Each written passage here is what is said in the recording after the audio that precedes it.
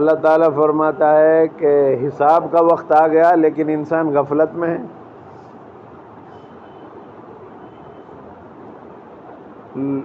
موت کے فرشتے سے کسی نے کہا کہ بھائی دنیا کی کوئی بھی عدالت ہے، چھوٹی سے چھوٹی کیس بھی ہے یا مقدمہ ہوتا ہے تو وہ بھی نوٹس دیتے ہیں، لیکن ملک الموت سے کہا کہ تو فوراً آ جاتا بغیر نوٹس دیے ہوئے۔ تو ملک الموت نے کہا کہ بھائی سفید داڑھی کا ہو جانا یا میرا نوٹس ہی تو ہے، پوتوں کا پیدا ہو جانا، نواسا نواسیوں کا پیدا ہونا اور دانتوں کا گرنا، یہ میرا نوٹس ہی تو ہے۔ تو اللہ تعالیٰ بھی قرآن میں فرما رہا ہے کہ حساب کا وقت آ چکا ہے اور لوگ غفلت میں پڑے ہوئے ہیں۔ حقیقت بات ہے یہ، حساب ہمارا، ہم جو ہے موت کے قریب ہوتے جا رہے اور آخرت میں ہمیں حساب دینا پڑے گا۔ جو ہم دنیا میں کر رہے ہیں اس کا ہمیں حساب دینا ہوگا۔ اچھا کریں گے ہمارے لیے بھلائی ملے گی، آخرت میں اچھائی ملے گی، اس کا اجر ملے گا، برا کریں گے تو ہمیں اس کا خمیازہ بھگتنا پڑے گا۔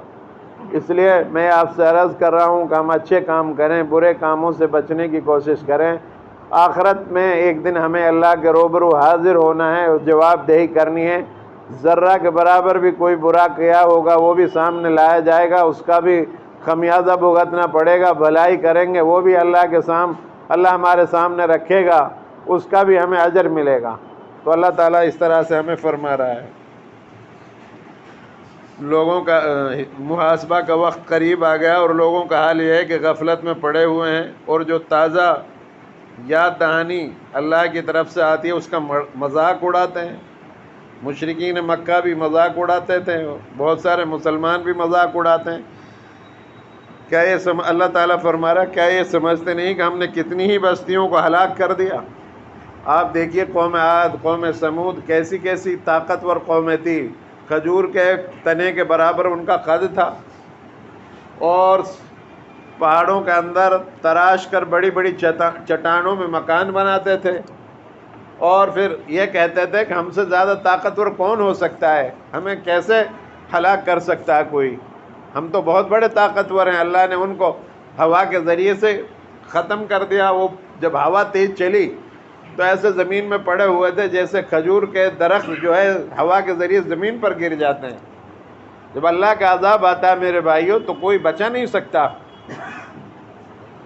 تو اس طرح سے اللہ تعالیٰ فرما رہا ہے ہم نے کتنی ہی بستیوں کو ہلاک کر دیا۔ تمہارا اے محمد صلی اللہ علیہ وسلم کی امت اور مکہ کے مشرکین، تم ہو کیا؟ تم سے پہلے بہت طاقتور لوگ آئے تھے جن کے لوگ اپنی جانوں پر ظلم ڈھاتے تھے، بس جب انہوں نے ہمارے عذاب کی آہٹ پائی تو بھاگ کھڑے ہوئے۔ ہم نے کہا اب کہاں بھاگتے ہو، ہائے ہماری کمبختی، بے شک ہم ہی اپنی جانوں پر ظلم ڈھانے والے تھے۔ وہ یہی وائے ولا کرتے رہے یہاں تک کہ ہم نے ان کو راکھ بنا کر رکھ دیا، ان کو جو ہے ختم کر دیا، مسل کر رکھ دیا، راکھ بن گئی ان کی۔ تو انسان جو ہے گھمنڈ نہ کرے۔ اس کے بعد اللہ فرما رہا ہے انسان جلد بازی کے خمیرے سے پیدا ہوا ہے، اس لیے جلدی مچا رہا ہے، آخر عذاب کا وعدہ پورا ہوگا۔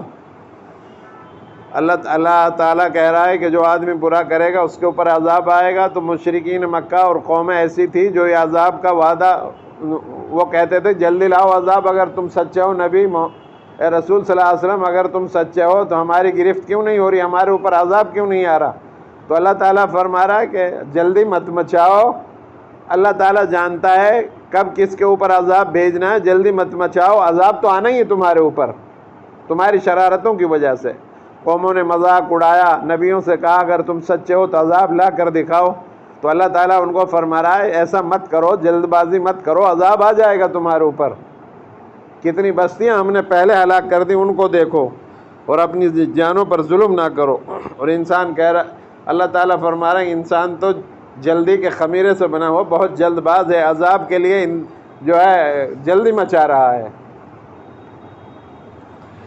بہرحال کاش یہ کفر کرنے والے جان سکتے اس وقت جب یہ دوزخ کے قریب، دوزخ کے عذاب کو نہ اپنے چہروں سے دفع کر سکیں گے، نہ اپنی پیٹھوں سے، اور نہ کہیں سے مدد حاصل کر سکیں گے، بلکہ وہ گھڑی ان پر اچانک آ دھمکے گی اور ان کو مبہوت کر دے گی۔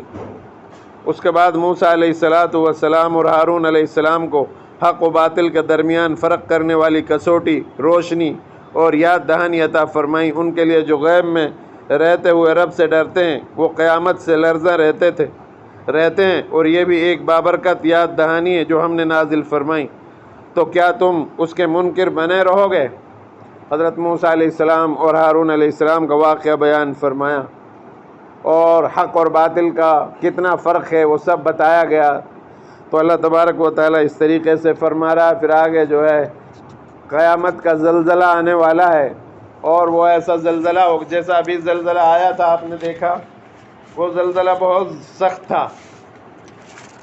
یہ دنیا کے جو زلزلے ہیں یہ تو ہلکے پھلکے زلزلے ہیں، کہیں کہیں آتا ہے کہیں کہیں نہیں آتا، اور جہاں آتا ہے وہاں کے لوگ متاثر ہوتے ہیں۔ لیکن یہ قیامت کا جو زلزلہ آئے گا اس کے بارے میں اللہ تعالیٰ فرما رہا ہے، اس طرح زلزلہ آئے گا کہ دودھ پلانے والی مائیں اپنے بچوں کو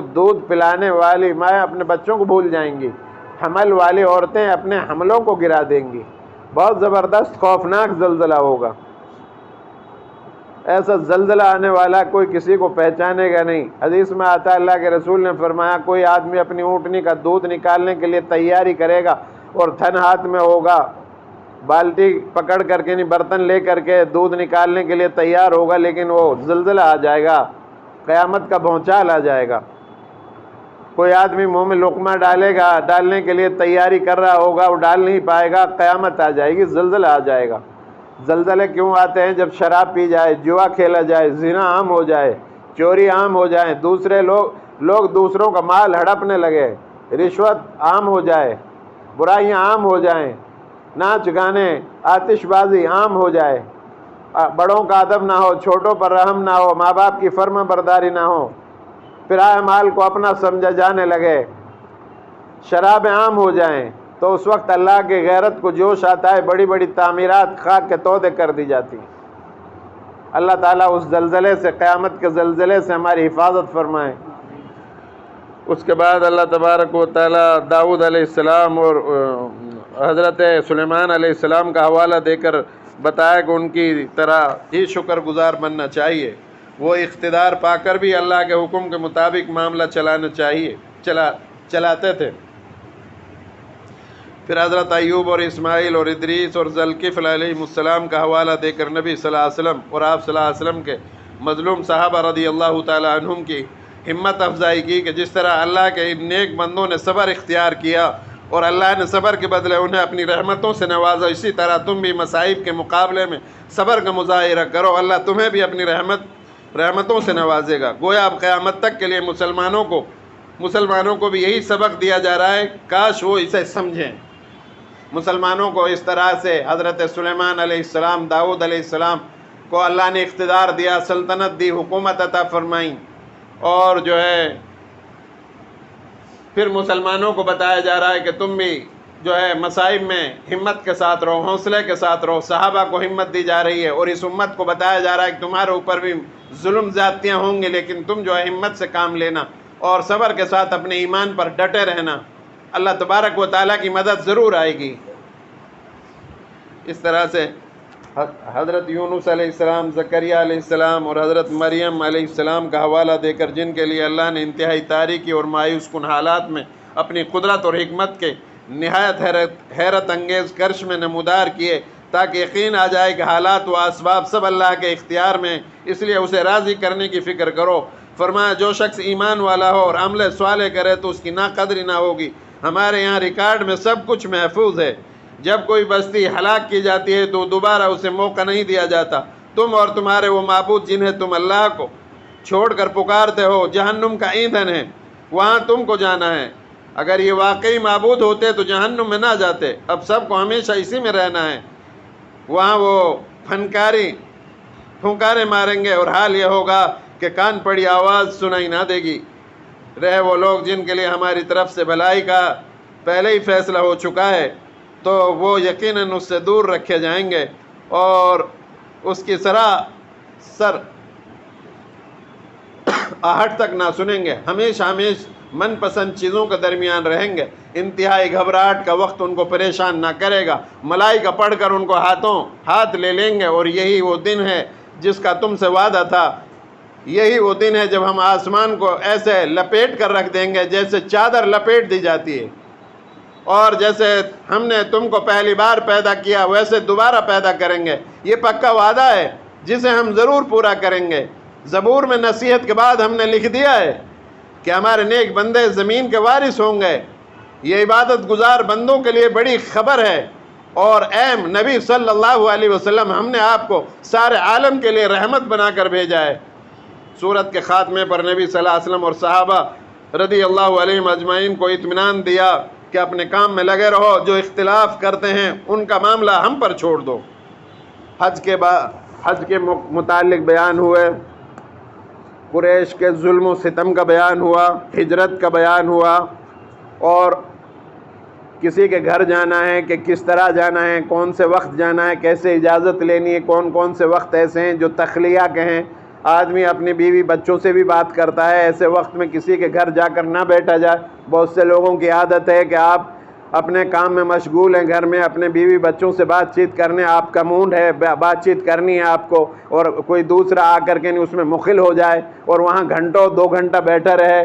یہ ساری چیزیں بتائی گئی، آداب بتائے گئے کسی کے گھر جانے کے، اور کون کون سے اوقات میں جانا چاہیے، کون کون سے اوقات میں نہیں جانا چاہیے۔